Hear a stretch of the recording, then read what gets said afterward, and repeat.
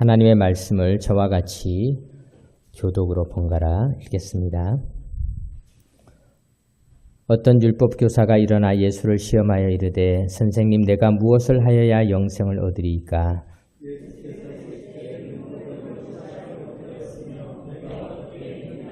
대답하여 이르되 내 마음을 다하며 목숨을 다하며 힘을 다하며 뜻을 다하여 주 너의 하나님을 사랑하고 또한 내 이웃을 내 자신같이 사랑하라 하였나이다.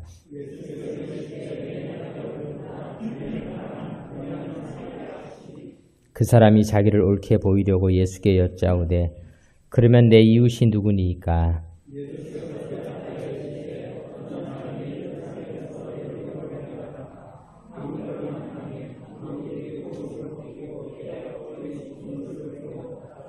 마침 한 제사장이 그 길로 내려가다가 그를 보고 피하여 지나가고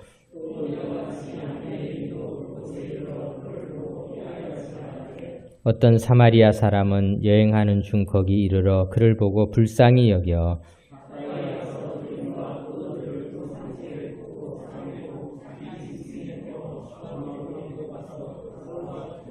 그 이튿날 그가 주막 주인에게 데나리온 2를 내어주며 이르되 이 사람을 돌보아 주라. 비용이 더 들면 내가 돌아올 때 갚으리라 하였으니 다 같이 읽겠습니다. 이르되 자비를 베푼 자니이다. 예수께서 이르시되 가서 너도 이와 같이 하라 하시니라. 아멘. 5월 우리가 함께 또 실록의 계절인데요. 우리 함께 또 인사하는 시간 갖도록 하겠습니다. 우리가 지난 주일에는 성장할 기회가 왔습니다. 이렇게 인사를 했는데요. 오늘은 또 우리가 스승의 주일이기도 하고 또 내일이 스승의 날이라서요. 조금 더 길게 할 텐데 잘 따라 하실 수 있을지 좀 걱정이 됩니다. 잘 배워서 성장할 기회가 왔습니다. 잘 배워서 성장할 기회가 왔습니다. 네, 감사합니다. 목소리가 지난주보다 훨씬 더 길수록 더 잘하시는 것 같아요. 성장할 기회가 왔습니다. 그런데 우리가 잘 배워서 성장할 기회가 드디어 왔습니다. 오늘 우리가 예수님께서는 어떻게 가르치셨는가, 어떤 선생님이셨는가, 우리가 이런 내용을 우리가 함께 살펴보도록 하겠습니다. 본문 25절에 보니까 어떤 율법 교사, 스승의 날이라서 교사가 나오는 본문을 찾아보았는데 어떤 율법 교사가 일어나 예수를 시험하여 이르되 선생님 내가 무엇을 하여야 영생을 얻으리이까? 이렇게 기록을 하고 있는 것을 보게 됩니다. 예수님은 선생님으로 랍비로 불리셨죠. 예수님께서 이 땅에 오셔서 하셨던 사역은 가르치시는 사역이 있으셨습니다. 또 율법 교사는 가르치는 것이 직업인 사람이죠. 율법 교사가 선생님에게 물어봅니다. 참 좋은 거죠. 물어보는 것은. 교사라고 다 아는 것은 아닙니다. 교사가 되고 나면은 더 질문이 많아지는 것이 정상입니다. 주부라고 요리 다 잘하는 거 아니지 않습니까? 주부가 되면은 그때부터 결혼하고 음식을 하기 시작하면 친정엄마한테 엄청 물어보지 않습니까? 이거는 어떻게 하냐, 저거는 어떻게 하냐. 그때 그 깻잎 맛이 아닌데 이상하다, 뭐가 빠졌느냐 다 물어봅니다. 들기름이 없구나, 참기름인 줄 알았는데 이러면서 계속해서 물어보고 계속해서 성장해 나가는 것 아니겠습니까? 목사도 마찬가지입니다. 목사가 되고 나면은 진짜 물어보고 싶은 것이 너무나 많습니다. 이럴 때는 어떻게 해야 합니까? 저럴 때는 어떻게 해야 합니까? 우리 모두는 날마다 부족하고 물어보고 또 성장해 나가야 하는 존재가 아니겠습니까? 그래서 좋은 교사는 어떤 교사인가? 좋은 교사는 질문을 많이 하는 교사요. 좋은 주부는 어떤 사람입니까? 많이 여기저기 물어보는 사람이고 좋은 목사는 이곳저곳에 많이 자문을 구할 수 있는 제가 또 좋은 목사입니다. 상담이라는 말을 영어로 카운셀링이라고 하죠. 링이라는 것은 ing라는 영어 단어가 있는데 이 ing라는 말이 영어에서는 계속 진행하다 그런 의미가 있습니다. 즉 상담도 잘하는 사람은요. ing, 카운셀링이라고 해서 계속 진행되어져야 됩니다. 나는 이미 다 안다 이런 것을 다른 말로 2글자로 꼰대 라고 합니다. 내가 다 알면은 충고만 하게 됩니다. 더 알려고 하지 않습니다. 더 배우려고 하지 않습니다. 남의 문제도 내가 다 함부로 재단하고 판단하려고 합니다. 그것은 성장이 멈추었다 그런 뜻을 가지고 있습니다. 사랑하는 성도 여러분, 우리가 스승의 주일을 맞이해서 많이 물어보고 또 물어보고 계속 성장하시기 바랍니다. 몸의 성장은 잠시 우리가 나이가 들면서 몸의 성장은 그렇게 빨리 되지 않고 멈출 수도 있겠지만은 그러나 우리의 영혼의 성장은 평생 계속되는 것입니다. 죽을 때까지 성장하는 것입니다.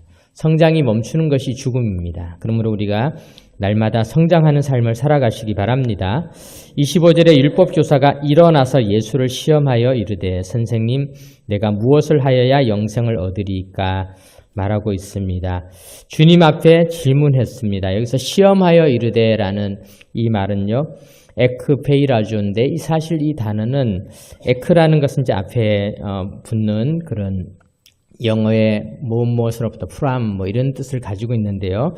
이 페이라조라는 것은 원래는 찌르다라는 뜻을 가지고 있습니다. 이 창으로 페어로 찌르잖아요. 이렇게 찌르다 그런 뜻을 가지고 있습니다. 즉, 이 율법 교사는 사실은 예수님에게 성장하기 위해서 좋은 질문을 한 것은 아니었습니다. 예수님을 괴롭히려고 이 질문을 가지고 예수님을 찔러보는 것입니다. 간을 보는 것이라고 할 수도 있죠.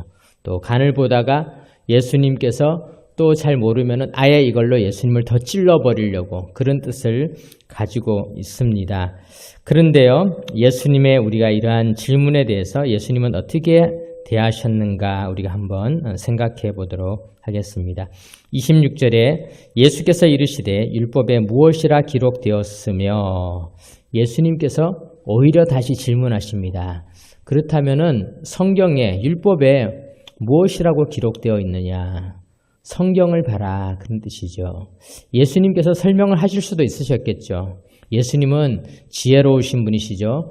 지식이 뛰어나신 분이시잖아요. 그런데 예수님은 그것을 예수님이 직접 대답하시기보다는 성경에 어떻게 기록되어 있느냐, 성경을 봐라, 율법에 무엇이라 기록되었으며 이렇게 오히려 주님께서는 다시 질문을 가지고 답을 하고 계시는 것을 보게 됩니다. 왜 주님께서는 이렇게 말씀을 하셨을까? 예수님께서는요, 오늘 우리들을 가르쳐 주신 거예요.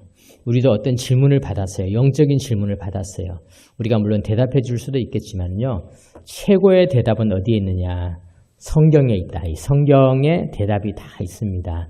성경 속에서 하나님께서 우리 인생에게 던지는 많은 질문들을 해결할 수 있는 정답이 성경에 다 기록되어져 있는 것입니다. 우리가 인생의 갈림길을 만날 때도요. 다른 데 물어보지 마시고 성경에 물어보시기 바랍니다. 이렇게 해야 될까? 저렇게 해야 될까? 직장을 옮겨야 될까? 직장을 그만둬야 될까? 이사를 가야 될까? 이 사람에게 어떻게 이야기를 해줘야 할까? 내가 지금 어떻게 처신을 해야 될까? 우리는 많은 인생의 갈림길이 있습니다. 그 길을 만날 때마다 자꾸 여기저기 물어보는 것도 좋지만요. 그러나 가장 우리가 정답을 얻을 수 있는 곳은 성경에 있다. 성경에 물어보시기 바랍니다. 제가 교육 목사를 저도 이렇게 오랫동안 한 적이 있었습니다. 왜냐하면 제가 교육학과를 나왔는데 사실 교육에 대해서 잘 모릅니다. 그런데 아마 제가 교육학과를 나오니까 교육 목사를 하게 되어서 제가 한때는 여러 부서 교육전도사님들을 이렇게 다니면서 부서 활동을 할 때마다 그곳에 가서 그분들을 이렇게 도와드리고 또 축도도 하고 또 다니면서 설교도 그분들이 하시는 것을 이렇게 듣게 되었는데요. 어느 교육전도사님이 굉장히 설교를 재밌게 하시는데 그분이 그렇게 이야기를 하시더라고요. 그때 한참 로또가 이제 막 나와서 이 로또에 당첨된 사람들이 뭐 돈을 얼마를 받았다 이런 게 한참이 나오는데 그분이 대뜸 아이들한테 그 얘기 하더라고요. 성경에 로또가 나온대요. 성경에. 제가 깜짝 놀랐어요. 왜냐하면 제가 성경을 꽤 많이 읽었거든요. 정말 다 읽어서 성경에 그래도 어느 정도 무슨 말이 나오는지는 알고 있는데 성경에 로또가 나온다는 거예요. 그래서 큰일 났다. 저분이 도대체 성경을 어떻게 읽으셨길래 성경에 로또가 나오나. 그러니 그분이 창세기 12장 4절을 읽으면 로또가 나온다는 거예요. 그래서 저도 너무 궁금해서 창세기 12장 4절을 펴봤죠. 혹시 여러분도 궁금하면 한번 펴보세요. 정말 로또가 나오나. 그랬더니 그러면서 그분이 이렇게 읽으시더라고요. 이에 아브라함이 여호와의 말씀을 따라갔고 롯도 그와 함께 갔어요. 보니까 진짜 나왔어요. 나왔네. 그러면서 그분이 말씀을 그렇게 하시더라고요. 자기가 이야기하고 있는 것은 로또 얘기가 아니라 아브라함이 여호와의 말씀을 따라갔다. 말씀을 따라갔다. 그 얘기를 하고 싶다. 그렇게 이제 설교를 하시는데 제가 그게 너무 인상 깊어서 아직도 이렇게 기억이 나는 것입니다. 아브라함을 우리가 한번 봅시다. 아브라함과 그 조카 롯의 차이는 무엇입니까? 아브라함은 말씀을 따라갔습니다. 롯도 그와 함께 갔으며 롯은 아브라함을 따라갔다는 거예요. 아브라함을. 그러니까 우리가 여기서 아주 중요한 교훈이 있는 것입니다. 말씀을 가르쳐 주느냐, 말씀을 따라가느냐, 아니면은 아브라함 하면은 굉장히 훌륭하신 분 아닙니까? 아브라함을 따라가는 것도 좋은 일이지만은 아브라함을 따라가는 게 중요한 게 아니라 말씀을 따라가야 된다. 나중에 우리가 잘 알고 있지 않습니까? 롯은 결국 소돔과 고모라를 선택하고 로또인 줄 알고 찾아갔는데 결국 쪽박을 차고 말지 않았습니까? 우리가 인생을 살아가면서 문제를 만날 때 우리 인생의 갈림길, 그만둬야 될지, 가야 될지, 이곳에 가야 될지, 저곳에 가야 될지, 또 만나야 될지, 아니면 포기해야 될지, 아니면은 지금 무엇을 해야 될지, 우리는 수없는 선택을 하게 되어 있습니다. 그것이 사람이에요. 사람에게는 너무나 많은 갈림길이 있어요. 그런데 그 갈림길을 결정할 때 우리에게 중요한 기준이 있는데 시편 119편 105절에 보면은 주의 말씀은 내 발의 등이요 내 길의 빛이니이다 이렇게 기록하고 있습니다. 주의 말씀이 내 발의 등이라는 것입니다. 무슨 뜻입니까? 등이 쫙 비춰주면요 내가 어디로 가야 될지를 내 발걸음을 비춰주는 거예요. 이쪽으로 가면 되겠구나. 캄캄한 밤에 빛이 비추면은 우리는 그 빛을 따라 걸어갈 수 있지 않습니까? 그래서 시편 119편 105절에 주의 말씀은 내 발의 등이요 내 길의 빛이니이다. 말씀이 우리 인생의 갈림길을 선택해서 갈 수 있도록 갈림길에서 우리는 바른 길을 선택하고 갈림길에서 축복의 길을 선택할 수 있다라는 것을 보여주고 있는 것입니다. 사랑하는 성도 여러분, 오늘 우리가 이 말씀을 통해서 무엇을 할 수 있겠습니까? 우리는 말씀을 읽어야 한다는 것입니다. 말씀으로 가야 한다. 말씀에서 진리를 찾고 말씀에서 축복의 길을 발견하고 또 누군가가 나에게 어떻게 해야 하는지 물어볼 때 말씀으로 인도하면 되고 말씀을 읽게 하면 되고 말씀의 가르침을 받으면 된다는 것입니다. 우리 26절에 보니까 예수님께서는요 율법에 무엇이라 기록되었으며 이렇게만 말씀하신 것이 아니라 두 번째로 어떻게 또 질문을 했냐면은 내가 어떻게 읽느냐 이렇게 또 물어보셨습니다. 어떻게 읽느냐? 율법 교사는요 말씀을 가르치는 게 직업입니다. 옛날에 이 율법 교사들은 대단했습니다. 성경을 1.1획도 틀리지 않도록 애쓸 만큼 대단한 자들이었습니다. 전문가들이었어요. 그래서 그들은 이 말씀을 아주 세밀하게 다 아는 그런 사람들이었습니다. 그런데 우리가 이 스승의 주일날 하필이면 제가 율법 교사를 좀 비하해서 죄송스럽지만은 이 율법 교사에게는 문제가 있었습니다. 그것은 뭐냐면요.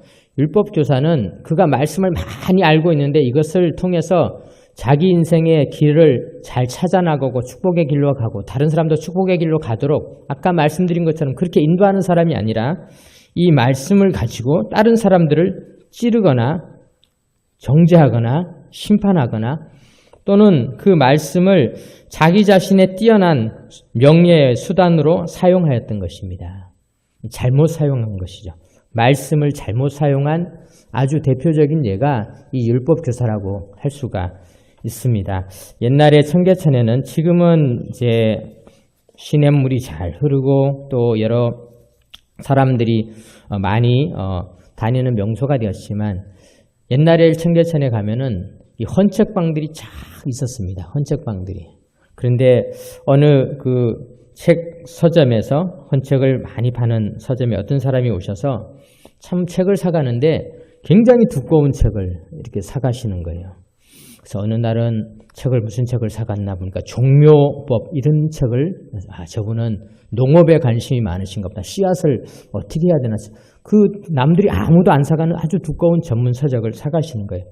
그런데 조금 있다가 또 그분이 오더니 뭐 조선 유교사 이런 것을 또 사가시는 거예요. 저분이 종묘에만 관심 있는 게 아니라 우리나라 역사에도 굉장히 조예가 깊으신 분이구나.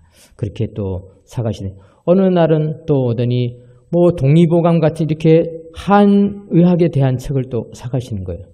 아니 매일 저렇게 두꺼운 책을 사가시니 오늘도 또 와서 이렇게 두리번 하더니 또 한옥의 발전사 이런 책을 사가시는 거예요. 그래서 서점 분이 대단한 고수이신가 보다. 저 책 한 권을 읽기도 벅찬데 저렇게 두꺼운 전문 서적을 저렇게 다양한 영역을 사가시는구나. 그래서 한 수 배워야 되겠다 물어봤어요.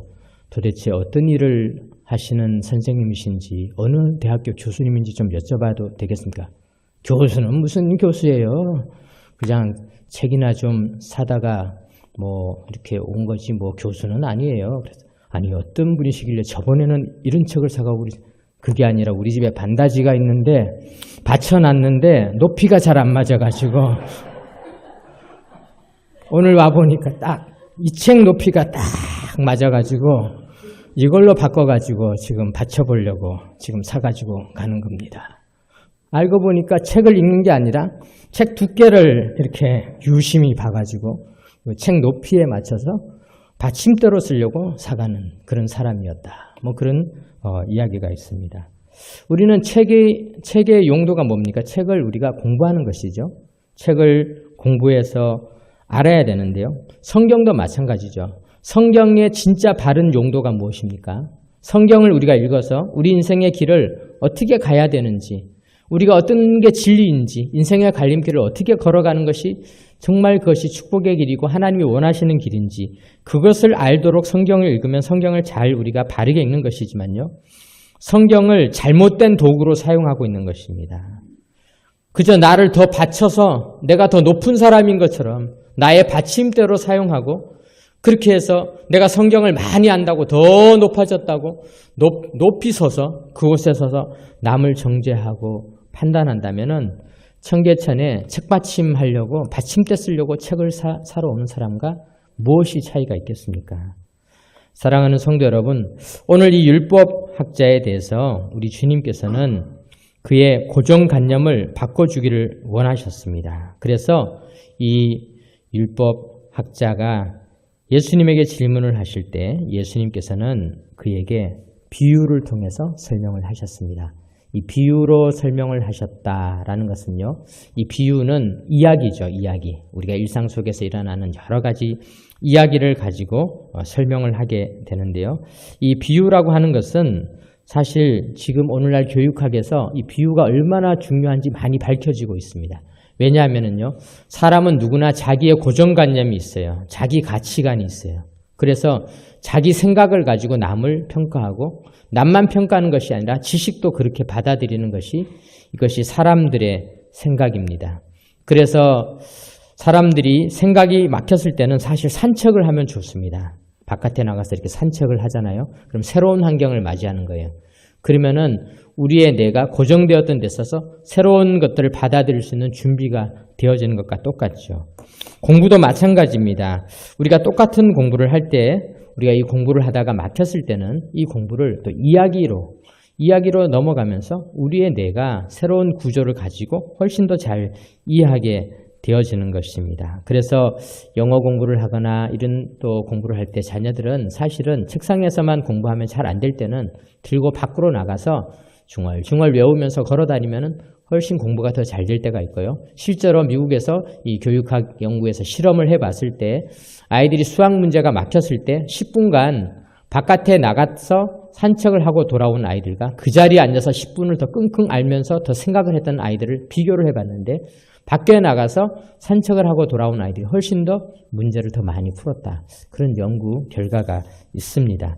주님은 그래서 이 율법 교사에게 비유를 통하여서 이야기를 통하여서 그에게 새로운 가치관을 알려주게 된 것입니다. 주님의 비유 어떻게 보면 아주 재미있는 이야기죠. 어떤 사람이 예루살렘에서 여리고로 내려가다가 강도를 만나가지고 옷도 벗겨지고 거의 죽게 되었습니다. 그랬더니 한 제사장이 내려가다가 보았는데 피해서 지나갔고 또 한 레위인도 보고 피해서 지나갔지만은 어떤 사마리아 사람은 여행하는 중이었는데 그 사람을 보고 나서 너무 불쌍해서 가서 기름과 포도주를 상체에 다 붓고 싸매고 또 자기가 타고 가던 그 짐승에다가 그 사람을 태워서 주막으로 데리고 가서 그 주막에서 주인에게 돈도 주면서 이 사람을 지금 우선 내가 이 비용을 줄 테니까 좀 잘 돌봐주어라. 내가 다음에 비용이 더 들면은 후불로 내가 외상으로 해놓고 달아놓고 내가 나중에 갚아주겠다. 이렇게까지 정성을 다했는데 내 생각에는 이 세 사람 중에 누가 강도 만난 자의 이웃이 되겠느냐 이렇게 그에게 물어보게 된 것입니다. 그랬더니 37절에 이르되 자비를 베푼 자니이다. 예수께서 이르시되 가서 너도 이와 같이 하라 하시니라. 어떻게 보면은 아주 단순한 그런 비유입니다. 그런데 기독교 역사를 보면요, 이 비유를 가지고 사람들이 이 비유들도 억지로 많이 해석하려고 노력을 했던 흔적이 있습니다. 뭐 데나리온 둘은 하나는 구약이요, 한 데나리온은 신약이다. 뭐 기름은 성령이다. 뭐 이렇게 해서 이거를 막 비유를 억지로 이렇게 끼워 맞춰서 비유조차도 분해하고 다시 조립을 하느라고 애를 쓰는 그런 고정관념을 가지고 있었지만은 사실 우리 주님의 요구는 그것이 아니었습니다. 오늘 본문에 보면요, 예수님께서는 말씀했습니다. 가서 너도 이와 같이 하라. 가서 너도 이와 같이 하라. 즉 주님께서 말씀하신 것은 뭐냐면요, 이렇게 책상에 앉아가지고 도대체 누가 이웃이냐, 도대체 누가 이웃이냐. 왜냐하면요, 유대인들에게는 이것이 중요한 문제였거든요. 유대인들은요, 유대인 주변에 살고 있는 그 이웃들 중에서 모압 족속은 어떤 이웃이고 암몬은 어떤 사람들이며 이 사람들이 이웃이 될 수 있는 자격이 무엇이며 이런 것들이 그들에게는 여러 가지 학자들의 사변적인 논쟁이었습니다. 그런데 이것은 유대인들만 그런 게 아니에요. 우리나라도요, 역사적으로 따져보면은 이런 논쟁들이 많았어요. 뭐 왕이 죽었을 때 상복을 어떻게 입어야 되느냐, 뭐 이런 걸 가지고 정말 국가가 위기에 처했을 때 옷 입는 거 가지고 전 신하들이 모여가지고 싸우고 있는 사이에 백성들은 피폐하고 고통을 겪고 있었던 적이 있었고요. 정말 어떻게 보면 불필요한 논쟁들이 많이 있었다는 것입니다. 신앙생활에도 마찬가지입니다. 우리가 신앙생활을 하다 보면요, 여러 가지 규율과 법칙과 율법이 생기면은 사람들은 자꾸 거기에다 규칙을 이렇게 세우는 겁니다. 아니, 성가대는 성가대석에 앉아야 되는가, 해중석에 앉아야 되는가, 뭐 이런 것도 지금은 우리가 별로 따지지 않지만 한때는 따졌던 적이 있습니다. 교회에서 무슨 악기를 쓸 수 있는가, 피아노가 허용이 될 수 있는가, 이런 것 가지고 교단이 나누어졌어요. 지금도 나사렛 교단 같은 데는요, 예배 중에는 그래서 그들이 타협을 한 게 예배 시작 전에는 연주를 하다가 예배가 시작되면 악기를 안 쓰면 된다. 이렇게 해서 또 교단이 만들어지기도 했어요. 어떻게 보면은 많은 교회의 역사 중에서 그렇게 필요 없는 것들, 정말 중요하지 않은 비본질적인 그런 것들이 교회에 중요한 것인 것처럼, 그리고 그것을 연구해왔던 학자들이 오랜 기간 동안에 연구를 해온 것을 발표를 하고 또 동조를 하고 또 그것이 아니라고 반발을 하고 이런 일들이 일어났던 것을 보게 됩니다. 그런데 사실 강도 만난 자에게는 그런 연구가 필요한 게 아니에요. 강도 만난 자가 누워있는데 연구를 해서 야, 도대체 어디에 맞아서 저렇게 자상이 3에서 4cm 군데군데 48곳에 남았을까? 아니야, 47곳이야. 뭐 이런 걸 가지고 싸운다고 하면은 그 이웃에게 무슨 도움이 되겠습니까? 이웃에게 정말 필요한 것은 그 사람을 빨리 치료하고 고쳐주고 쉴 수 있도록 해주고 회복될 수 있도록 도와주는 것, 그것이 중요한 일이 아니겠습니까? 예수님께서는 그래서 37절에 아주 단순한 요구를 하고 있습니다. 가서 너도 이와 같이 하라. 가서 너도 이와 같이 하라. 그런데 사실 주님이 이 말씀을 이곳에만 하신 것이 아닙니다. 예수님께서는 십자가에 달리셔서 우리 모든 인류를 위해서 죽으시고 우리를 구원해 주신 이후에 부활하셨습니다. 그리고 제자들과 함께 계시다가 승천하실 때 마지막 자리에서 이른바 최후의 명령이라고 하는 마태복음 28장 19절에서 20절에 이렇게 말씀하고 있습니다. 그러므로 너희는 가서 모든 민족을 제자로 삼아 아버지와 아들과 성령의 이름으로 세례를 베풀고 내가 너희에게 분부한 모든 것을 가르쳐 지키게 하라. 볼지어다 내가 세상 끝날까지 너희와 항상 함께 있으리라 하시니라. 여기서도 주님이 하신 말씀은 그거였어요. 가서 전해라. 가서 전해라. 우리 20세기를 복음으로 환하게 밝힌 최고의 위대한 전도자가 2명 있다면은 그 2명 중에 한 명이 무디라고 하는 드와이트 무디라고 하는 분이 있습니다.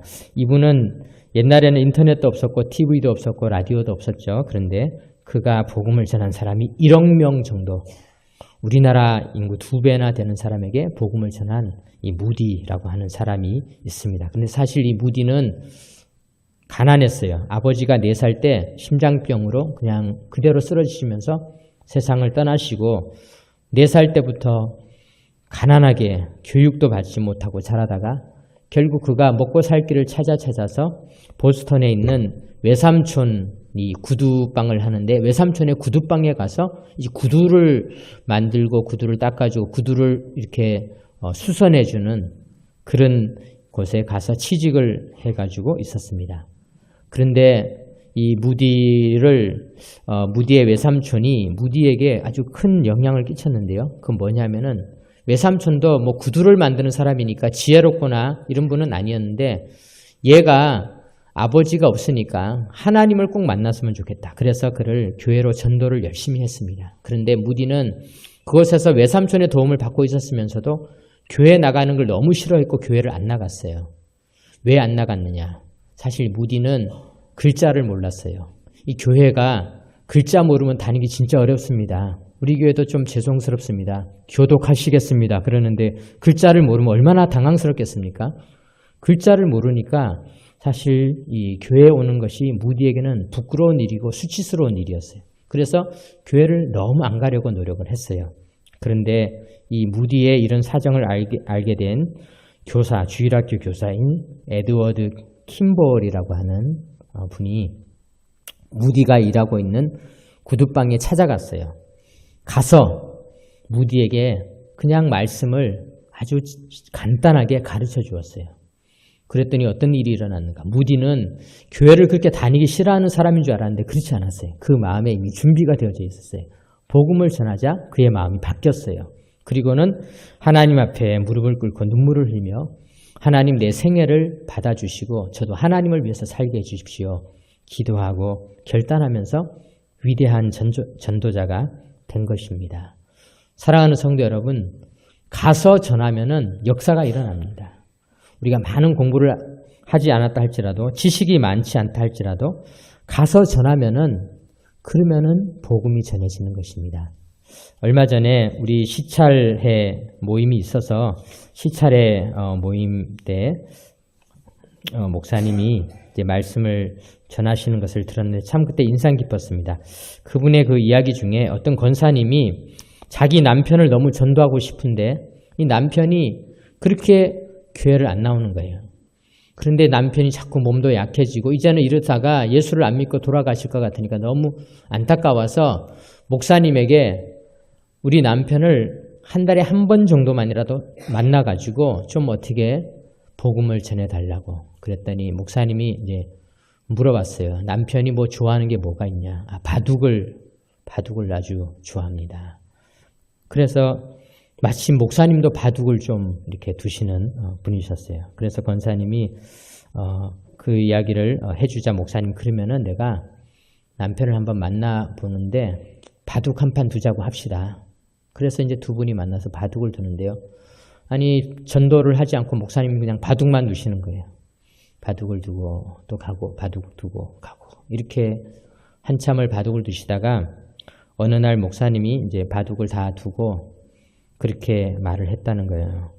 자, 이제 바둑이 끝나고 나니까 알들이 까만 알은 까만 통에 들어가고 하얀 알은 하얀 통에 들어갑니다. 우리 인생도 똑같지요. 그리고 갔다는 거예요. 그런데 그분이 집에 갔는데 하루 종일 그 생각이 나더라는 겁니다.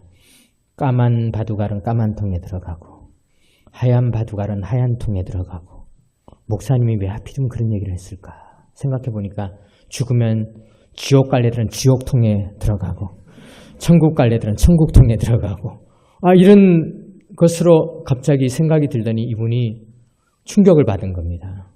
우리 인생이 바둑알과 똑같구나. 우리 인생이 끝나면은 들어가는구나. 그래서 그분이 예수를 믿게 됐다는 거예요. 어떻게 보면은 이 목사님이 하신 말씀이 고정관념에 사로잡힌 교회에 가면 이렇게 해야 된다, 뭐 해야 된다, 이렇게 해야 된다. 우리도 이제 교회 전도 초청주일 오라고 하면요. 일반인들은 어떻게 생각하냐면은 헌금을 얼마를 해야 되는지 나는 모르는데 교회 가면 헌금한다고 하는데 가면서 이거를 결혼식 할 때만큼 해야 되나 아니면은 병문안 갈 때만큼 해야 되나 이거를 생각하는 게 복잡하신 거예요. 그리고 교회라는 낯선 환경에 오는 것도 참 두려운 것이죠. 그래서 우리가 그분들이 낯설고 힘든 환경에 오는 것에 대해서 미리 조금 잘 알려드리는 것도 필요합니다. 그러나 중요한 것은 뭐냐면요. 정말로 하나님께서 그분들을 구원하는 방법은 우리가 생각하는 것 이상이에요. 바둑알을 통해서도 진리가 전해질 수 있는 거예요. 마치 우리가 성경을 직접 가르치지는 않아도 성경의 진리가 우리 입술을 통해서 잠시 흘러나간 것이 그분들의 마음을 움직일 수 있는 새로운 경험, 새로운 환경을 마련해서 그들의 고정관념을 다 해체하고 진리가 들어갈 수 있는 길이 열리게 되어지는 것이죠. 오늘 예수님께서는 이 율법 교사의 고정관념을 다 해체하시고 그리고 누가 이웃인지 물어볼 때 가서 너도 이와 같이 하라 이러면서 그에게 가르쳐 주셨던 것입니다. 사랑하는 성도 여러분, 이제 우리가 2주 남았습니다. 전도 초청주일이 2주 남았습니다. 저도 지난 주간에 누구를 교회로 모시고 올까 참 고민을 이렇게 하다가 그래도 제가 동네에 아는 사람 몇몇 분들을 이렇게 초대를 해서 이제 밥을 사드리고 밥을 먹은 다음에 제가 아주 짧게 얘기를 했습니다. 제가 괜히 밥을 사드리는 게 아니라 사실은 이게 이유가 있는 밥입니다. 제가 목사인데 5월 마지막 주일에는 누구를 데리고 오라고 하는데 목사 체면 좀 살려주세요. 제가 아는 사람 아무도 안 오면 어떻게 하겠습니까? 이렇게 이제 제가 이야기를 했더니 그분들이 막 웃으시고 가시긴 하셨는데 글쎄요, 통할지 안 통할지는 기다려 봐야 되겠지만요. 우리가 2주 남았는데 우리가 뭐 뛰어난 방법이나 어떤 말씀을 잘 전하는 그런 실력은 아니더라도 새로운 환경으로 그분들을 인도해서 그분들이 가졌던 고정관념들이 바뀌고 진리를 봐서 말씀으로 그들의 인생길이 열릴 수 있는 기회를 주시는 그런 일들을 우리 모두가 시도해 보시기 바랍니다. 가서 하라. 가서 우리 모두 실천하는 삶이 되시기를 주님의 이름으로 축원합니다. 아멘. 기도드리겠습니다. 하나님 아버지 감사드립니다. 하나님께서 오늘도 저희들 주예전에 나와서 잘 가르쳐 주셨던 우리 주님의 모습을 우리가 함께 묵상하며 우리도 또 다른 영혼들에게 복음을 전해주고 마치 캠벨이 무디를 전도했던 것과 같이 또 우리가 전도하는 그 영혼들이 하나님의 귀한 일꾼으로 쓰임 받을지 우리는 알 수 없지만 우리가 이 일을 하려고 합니다. 주여 힘주시고 능력 주셔서 주의 귀한 역사가 나타나게 하여 주옵소서. 우리 주 예수 그리스도의 이름으로 기도드립니다.